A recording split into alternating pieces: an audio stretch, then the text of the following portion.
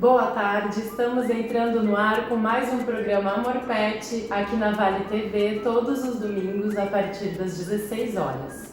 Hoje nós estamos no consultório veterinário do Dr. Guilherme Milani. Mais uma vez, obrigada por nos receber. E ele vai tirar algumas dúvidas sobre os cuidados especiais com os nossos pets agora no verão.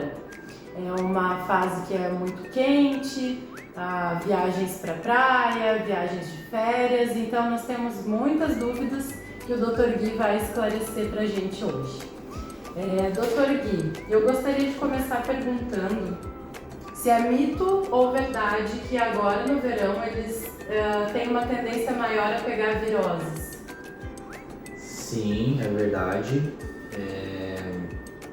Principalmente a parvovirose, né, é muito comum, o aumento da temperatura, né, aumenta a contaminação, o contágio, né, entre os animais, né, uma doença que se dá pelo contato oral-fecal.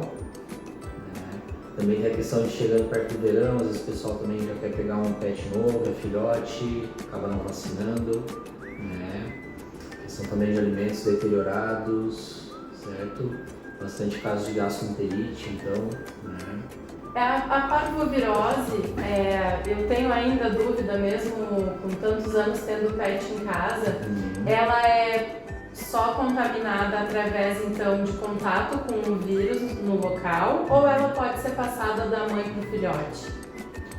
Então, a contaminação ela é oral-fecal, né? Tá. O vírus ele sai nas fezes, o animal vai lá em contato com as fezes e acaba se contaminando com esse vírus. Tá. Né? No caso de filhotes, pode passar da mãe para o filhote, mas não é comum ter a doença na mãe, pensando já ser um animal mais adulto, né? Certo. É uma doença quase específica de filhote, né? Certo. E qual a diferença, a parvovirose e a sinomose? São dois vírus diferentes, de famílias distintas, né? O parvovírus ele vai atacar células lá do intestino que estão se multiplicando ainda, estão em formação, né? Então por isso que é mais comum em filhote. Tá. Né? E a sinomose é uma doença que ela tem predileção pelo sistema nervoso central. Ela vai produzir também doença gastrointestinal, como a parvovirose, não tão agressiva, mas o principal foco dela é no sistema nervoso central. E ela é contraída da mesma forma? Ela daí já é transmitida por aerossóis, por contato com secreções oculares, pelo contato com a urina, né? Mas sempre contato direto com o vírus, né? Certo. E outra dúvida, mito ou verdade também, que ela depois fica no local. Eu já ouvi dizer que depois que o animalzinho, então, vamos lá, eu tive um cãozinho, acabei perdendo ele e eu quero adotar outro. Sim. Por quanto tempo isso fica no local? Quando é seguro? A parvovirose pode permanecer por até 2 anos infectante no ambiente. 2 anos. É um pouco difícil a eliminação no ambiente, né? Às vezes o local com muita matéria orgânica, grama, né? É um pouco mais difícil de eliminar. Certo. Né? E ela pode permanecer viável por até 2 anos. Já a sinomose, cerca de 6 meses. Mais ou menos 6 meses já estaria seguro para ter um outro animalzinho de novo. E sempre pensando na vacinação, né? Vou introduzir esse animal no ambiente, sabendo que tem histórico de doença ali, eu vou primeiro vacinar ele, deixar ele protegido, para depois passar para esse ambiente de risco, né? Perfeito. Sobre a vacinação. A princípio, quando você pega um cachorrinho novo, a partir de quantos dias já pode vacinar? A partir dos 42 dias. 42 dias. Isso. Se for um animal que está numa zona de risco, né, tem um risco de contrair ou estava numa zona de risco, pode-se tentar iniciar a vacinação um pouco antes. Tá. É uma tentativa de já produzir uma imunidade, cerca de 30 dias aí. Certo. Daí depois desses 30 dias são feitas mais 2 doses. São feitas, na verdade, de 3 a 4 doses no protocolo inteiro, Tá. né, até a 15ª semana de vida, que seria a última dose. Tá. Tá. Com cerca de 3 meses, mais ou menos. Perfeito. Né? E depois se tem só uma vacinação de reforço anual? Isso, todo ano uma dose de reforço anual, que muitas vezes o pessoal acaba não fazendo, né? Sim, eu inclusive estou com as vacinas dos meus vencidas, eu tenho que trazer eles para fazer o reforço. É muito comum. Certo. E sobre as vacinas, tem muita gente que vacina os seus cãezinhos em agropecuária. Sim. Qual a tua indicação? Então, a vacina de agropecuária, ela não é uma vacina de boa procedência, né? Todo o processo de produção dela, a escolha das cepas, né? Estudos em cima, principalmente armazenamento, de transporte, e fora isso, o principal, quem está lá aplicando, né? Quem está se responsabilizando por aquele ato, né? Se tem entendimento, porque uma coisa é você puxar um líquido e aplicar no animal, outra coisa é você imunizar o animal, para isso tem que ter um conhecimento. Perfeito. Né? E o que eu vejo muitas das vezes é a falta de informação do tutor, né? Onde ele procura uma ajuda na agropecuária primeiro e ele é instruído muitas das vezes que aquela vacina tem eficácia.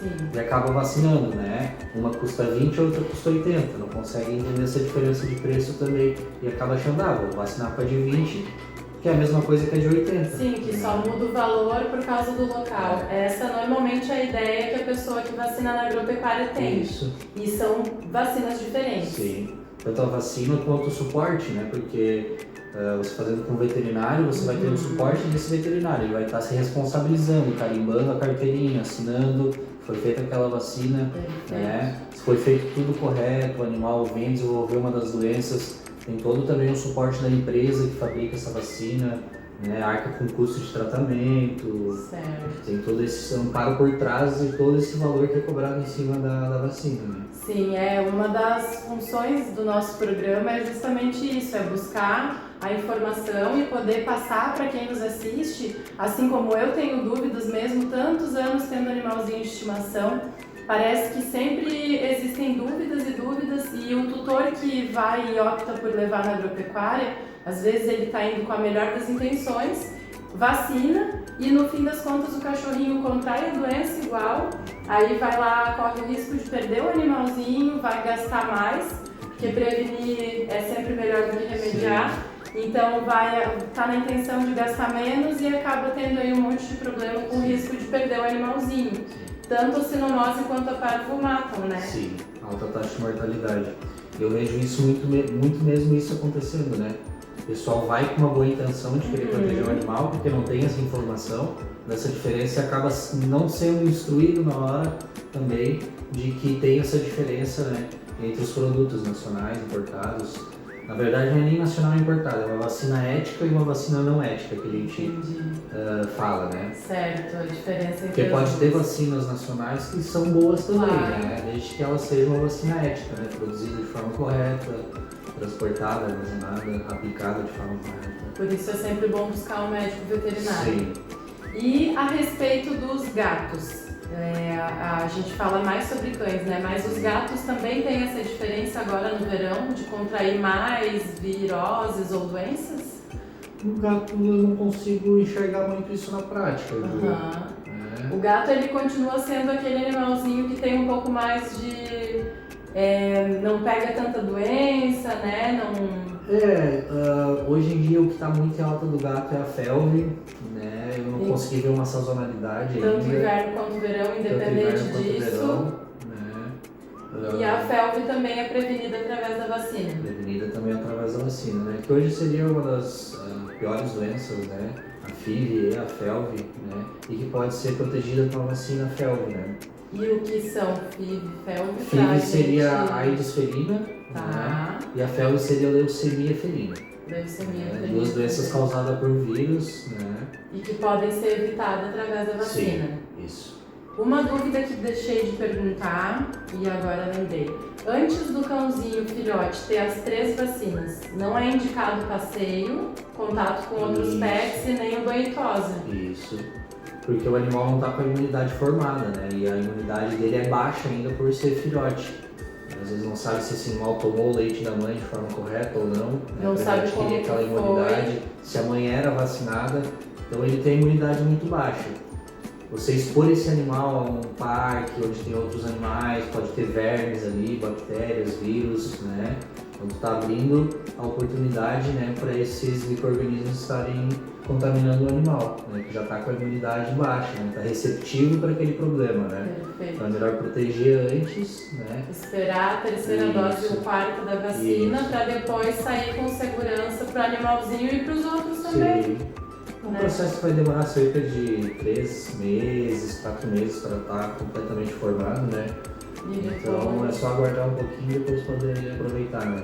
Certo. Deixa eu dar uma olhadinha como está o nosso tempo. Ah, tá. Temos mais um tempo ainda. A vermífugo, agora também no verão, precisa prestar mais atenção nele ou segue como no ano todo? Melhor prestar mais atenção também no vermífugo agora, né? Uma época para colocar em dia. Até pela questão de segurança também, às vezes vai levar o animal na praia, o animal vai defecar ali na praia, pode estar contaminando outros animais, pessoas, enfim. Né? Então, cuidado também na parte da saúde pública, né? E com certeza diminuindo a contaminação entre os animais. Qual é o indicado para o vermífugo nos animais? Vermífugo basicamente seria a cada 3 ou 4 meses, utilizado de forma preventiva, né? De dose única. Tá? Animais que não têm o costume de passear, não frequentam muito locais com outros animais, a cada 6 meses daria para tentar fazer também. Certo, né? Tanto para gato quanto para cachorro? Tanto para gato quanto para cachorro. A mesma indicação. Isso. Nós vamos para um rápido intervalo e já voltamos, que eu ainda tenho mais muitas perguntas para fazer. Não sai daí!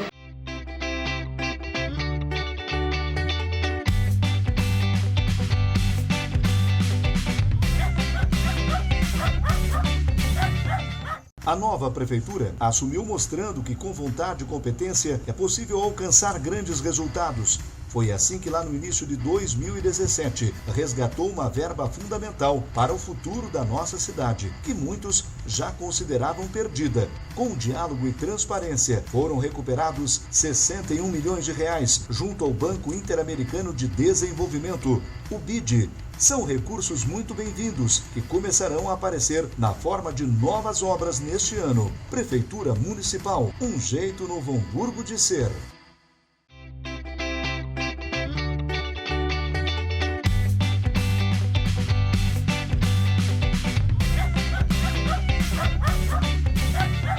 Estamos de volta com o programa Amor Pet e hoje nós estamos falando de prevenção de doenças, de parasitas, de vermes nos nossos animaizinhos. O Dr. Gui está nos auxiliando aí com essas informações e eu gostaria de saber o que é recomendado para os pets para evitar pulgas, carrapatos. Agora nessa época do ano também tem um aumento, né, desses parasitas. Sim, como é importante, né, a gente ter esse cuidado, principalmente na chegada do período mais quente, né? A gente já falou ali de vírus, né, vacinas, né, falou de vermes, né? Também a multiplicação de pulgas, né, aumenta muito nessa época do ano. É muito comum os animais virem com alterações por conta de pulgas, né? Às vezes o pessoal tem um certo tabu em relação a isso, né? Mas é algo normal, está acontecendo, né? Sim. A gente precisa cuidar e prevenir, claro, né? Para não ter uma infestação de pulga. E a pulga, assim, a pessoa pode procurar na agropecuária indicações, Sim. tanto coleirinha quanto comprimido, Sim. gotinha de pingar. Sim. Uma ampla variedade, né, de produtos disponíveis no mercado, tanto oral, pipeta de colocar na nuca, coleiras, né, com tecnologias bem avançadas, assim. O ideal sempre realmente seria procurar o médico veterinário, né, para ver o melhor produto. Sim. Mas tem todos eles disponíveis na agropecuária também, o pessoal também está instruído a dizer como é que usa ali. Certo. E a respeito do carrapato, nós já tivemos, uns anos atrás, nós tínhamos um cachorro e eu nunca tinha ouvido falar na doença do carrapato. E ele ia na praça, nós passeávamos com ele, um dia ele começou a ficar ruinzinho, nós levamos ao veterinário e aí eu fiquei sabendo da pior forma que existia a doença do carrapato. Como que é essa doença e como que previne? Então, essa doença ela é transmitida por carrapato, né? O carrapato ele está infectado também. Não é qualquer carrapato, às vezes é um animal, Isso, parasita que nem está todos os infectado. carrapatos vão estar infectados. Nem todos transmitem. Nem todos transmitem, né? E ela vai produzir doença tipicamente hematológica. Vai produzir quadro de anemia, destruição de plaquetas, né? Então é muito comum o animal começar com sangramento de ponta de orelha, né? Num grau mais elevado, vai começar a ficar apático, vai parar de comer. Né? Vai necessitar de transfusão, talvez, tratamento mais intensivo, né? Às vezes por um simples cuidado que seria utilizar um medicamento antipulga, anticarrapato, né? Se um medicamento desse, digamos assim, resolve. Sim, resolve, protege o animal, né? Na época que nós tivemos esse problema, o nosso cachorro ele ficou muito debilitado e a gente não conhecia, nunca tinha ouvido falar, né? E nós já tínhamos morado em sítio, ele já tinha tido carrapato algumas vezes, nada de infestação, mas nessa época eu lembro que a vizinha estava com uma infestação de carrapato e ele transitava pelo pátio da vizinha porque ele pulava a cerca e ia no pátio dela. E daí ele ficou cheio, assim, a gente foi, comprou remédio para colocar, mas aí ele já tinha contraído a doença. Sim. E a gente quase perdeu ele. Foi também bem complicado o gasto no veterinário e o transtorno de ver o animalzinho ruim, mas a gente conseguiu salvar ele. Mas também é uma doença que leva a óbito, né? Leva ao óbito, com certeza. E isso só se previne com... Sim, com um simples remedinho de pulga ali, carrapato, né? Sempre prevenir é sempre melhor do que remediar, né? Perfeito.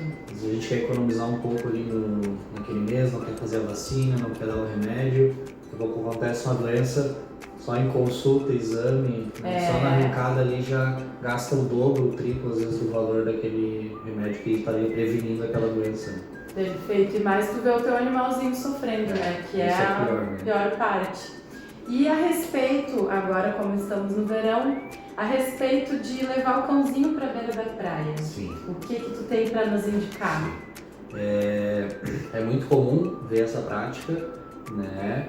Eu acho uma prática legal, poder aproveitar a praia com o seu bichinho, mas tem que ser de forma consciente, né? Tanto a praia quanto passeios na cidade, enfim, o praças, próprio asfalto, né? quente. Procurar então fazer isso até o horário ali de umas 9h30, 10 horas da manhã e após as 5 horas da tarde também, e daí já baixou o sol, já está mais fresquinho, né? O asfalto não está tão quente também, quente. né? Porque às vezes na praia, imagina, meio-dia já é quente para nós, né? Passamos protetor, imagina para um animal peludo, às vezes o pessoal não leva água, né? Não tem essa consciência, então o sofrimento que é para o animal passar aquele período ali, né? E que muitas vezes não está acostumado com aquele ambiente também, porque é diferente, uma areia quente, mais animais transitando, mais pessoas, daqui a pouco o animalzinho também pode entrar no estresse. Sim. E a dica que tu dá, então, é evitar esses horários e hidratar bastante eles, levar água junto, de repente água, deixar na sombra, levar um pano para pôr na areia, para não ficar na areia quente. Isso, e principalmente habituar o animal, né? Se é um ambiente novo, ele pode ficar estressado, né? Pode ser que ele não goste daquele ambiente. Às vezes a gente gosta, mas o animal não, né? Então não tem por que levar ele pra praia, né? Pra fazer algo que é a gente que gosta. E ele não tem nem como dizer que não quer ir, né? Não tem como dizer que não quer ir, né? E a questão da água, o animalzinho que o tutor quer ir ali botar na água do mar, tem algum risco para o animal? Não tem risco, assim, o que pode acontecer aí, uma dermatite na pele, né? Nos cães mais alérgicos. Isso, os animais têm a pele um pouco mais sensível, é comum também, às vezes, lesão ocular por causa da areia da praia. Por causa da areia. É comum nessa época de verão também pegar casos assim. Né? Certo, mas fora isso não tem risco pro animalzinho? Não. É tranquilo ir pra beira da praia? Se for supervisionado, né? Certo. Também de afogamento, dependendo do animal, né? Certo. Né? Então, já falamos sobre os parasitas. Eu tinha mais uma pergunta que agora não estou me lembrando. Mas, fora isso, agora nessa época do ano, então, a gente deve, mesmo em casa, a gente deve aumentar a oferta de água para animalzinho? Com certeza, potes espalhados pela casa, o tipo de pote também, né? Potes de metais, por exemplo, eles costumam esquentar, o bom seria de cerâmica, que vai manter a água mais mais fresquinha. Cuidar para não deixar numa posição onde pega água sol o dia inteiro na água também. Isso. Trocar com bastante frequência. Se possível, colocar um gelinho junto. Colocar um gelinho. Eu vi esses dias uma dica que dizia para colocar o sachê aquele sachê de comidinha úmida, colocar no freezer para eles. Fazer um picolézinho, né, de fazer sachê. também, ter ideias assim de como refrescar o animalzinho no verão. Porque a gente, né, nós seres humanos, a gente transpira, né, a gente troca a temperatura assim, quando a gente tá com calor, a gente tá suando e tá perdendo aquele calor, né. Perfeito. O animal é pela respiração, por isso que é comum ver eles ofegantes no verão. Eles não transpiram como a gente, é muito pouco, porque eles trocam a temperatura pela Então respiração. eles sentem mais o calor do que a gente, digamos Muito, assim. sim. Sofrem mais com o Isso, calor. daí eles precisam colocar o ar quente para fora e colocar ar gelado para dentro para baixar a temperatura. Ficar respirando através da respiração. Por isso que é comum eles aumentarem a frequência respiratória, né? Lembrei o que eu ia te perguntar. A respeito dos banhos e tosa. Uhum. Eu ouço muito falar que alguns cães não se deve tosar. Uhum. Mas no verão existe uma procura bem grande pela tosa para aliviar o calor do animalzinho. O que tu indica, o que tu Ju, vê a assim, respeito disso? É um pouco controverso, tá? Existe, né, que o pelo, por exemplo, de um chau-chau, né, ele vai criar um microambiente de temperatura embaixo do pelo, tá? Mas eu penso que o que vai criar um microambiente embaixo do pelo no ambiente que ele deveria estar, que é um ambiente mais frio. Então vai criar aquele ambiente um pouquinho mais quente ali dentro. Perfeito. Aí tu pega esse animal que era para estar lá no meio do gelo, por exemplo, e traz para a beira da praia, né? E eu tenho um chau-chau, por exemplo, eu noto muita diferença dele tosado no verão e não tosado. Ele dorme melhor, ele fica mais ativo, né? Não fica com tanto estresse calórico assim.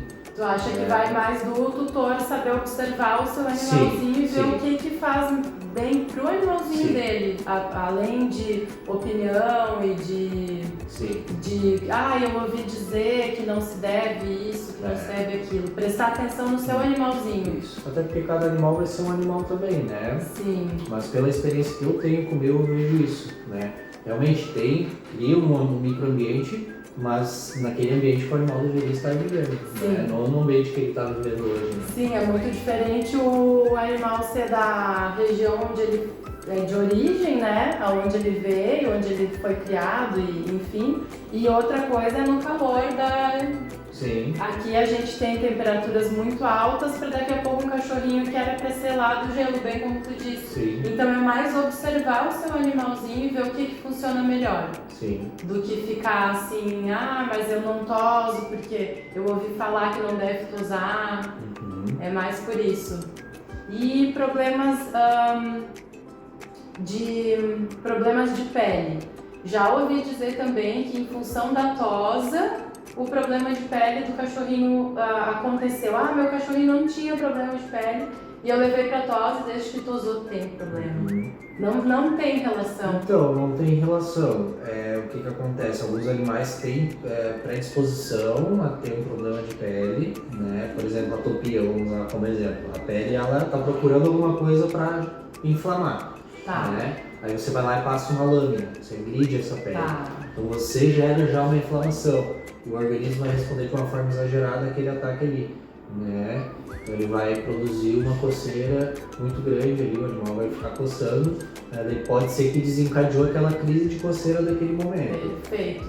Perfeito. Por conta da lâmina ou de um produto de baixa qualidade, tudo isso, né? Certo, mas não teria relação assim, se tosou o cachorrinho, aí provocou um problema de pele. Não que a tosse ou o banho, enfim, vai provocar um problema de pele, né? Não é que o banho vai provocar uma otite, por exemplo. O animal já tem uma predisposição e algum fator envolvido ali no banho pode ter agredido aquela região e ter provocado a doença, né? Que já tinha no animal. Sim, né? só deu ali uma adiantada no processo, quem sabe. Isso. Perfeito. Bom, acho que qualquer dúvida, a recomendação é procurar o médico veterinário.